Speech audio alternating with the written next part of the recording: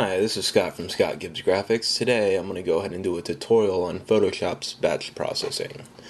So to start off, I have a folder that I created with a couple pictures in it that I'm going to go ahead and apply some changes to. So I'm going to start off just by copying one of them and pasting it right back onto my desktop. So now I'm going to go ahead and open this one photo with my Photoshop.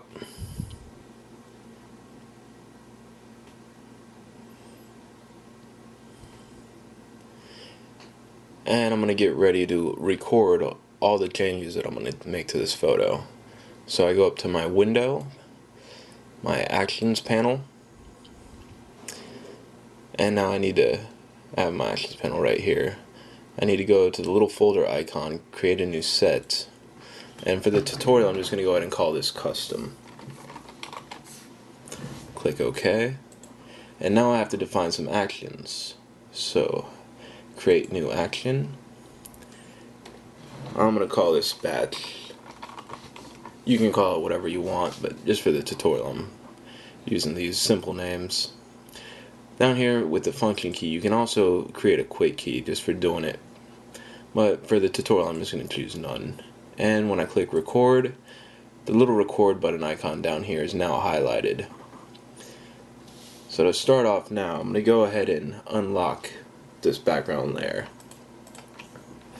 Do that by holding down Alt or Option and double clicking on it. Now I'm going to resize this.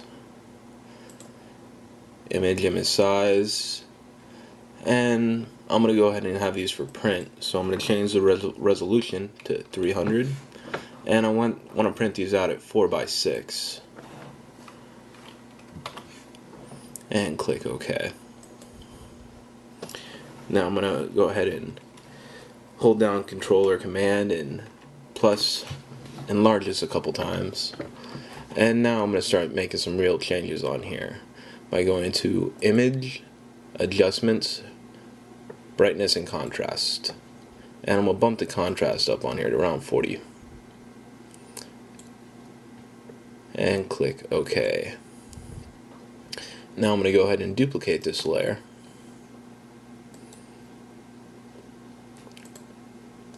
And I'm going to go ahead and add a Gaussian blur. So filter, blur, Gaussian blur. And we'll just go ahead and do around 3 pixels here for the tutorial. Click OK. And now I want to go ahead and take the opacity down on that new layer with the Gaussian blur down to about 50%. Just to go ahead and soften up the edges around her face. Now you can also do this for watermarking. I'll go ahead and add a watermark here.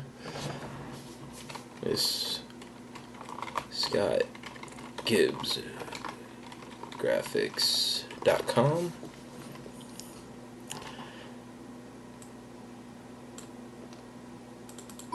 And we're going to go ahead and change the color on that to black.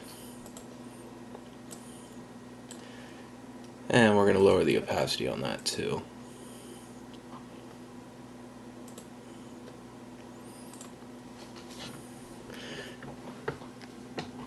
Now I want to go ahead and go File, Save As, because Photoshop normally wants to save this as a PSD, and we'll try to do that in batch processing too.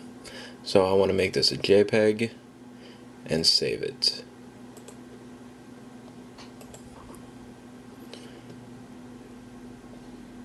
Now I want to come over here and hit my stop recording and close this out. Save change. I already just did that. I don't want to do it again. Click no. So now I want to go ahead and apply all these changes that I just made to that one photo onto all the photos in that one file. So I'm going to File, come down to Automate and Batch. Now my set is the custom that I just set up. The batch is the actions. The source is going to be a folder. And I want the test, and my destination is going to be another folder, the test2, that I've already went ahead and had that empty folder created right before I started making the tutorial.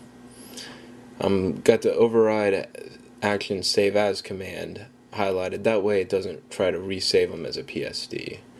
And click OK. Photoshop is now going to do all that work for me. Now, depending on how many photos you're trying to do it and the size, you might want to just leave the computer for a little while and just let Photoshop do its thing. But I only have 7 photos, so this is going to go pretty quick for me.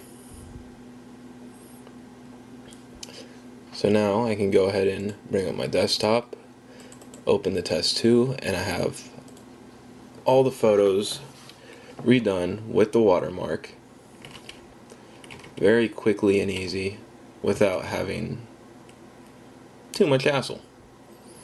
Alright, thanks for joining us. This has been Scott from Scott Gibbs Graphics.